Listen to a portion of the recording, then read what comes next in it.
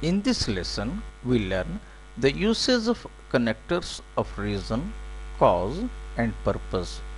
In this series, we learn the usage of the following connectors: because of, on account of, owing to, and due to.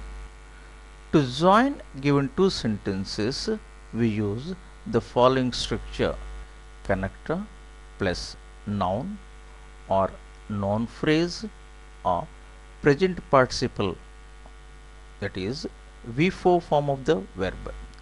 Let us study the following pair of sentences.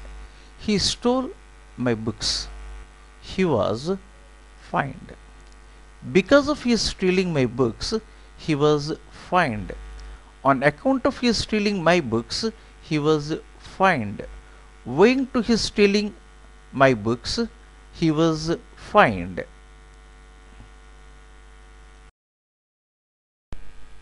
Let us take another example for better understanding.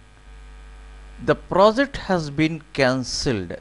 There is lack of support. The project has been cancelled due to lack of support. The project has been cancelled because of lack of support. The project has been cancelled owing to lack of support. Please remember, the above sentences are simple sentences as they have only one subject and one finite verb. In our next lesson, we learn about another set of connectors. Let learning continues.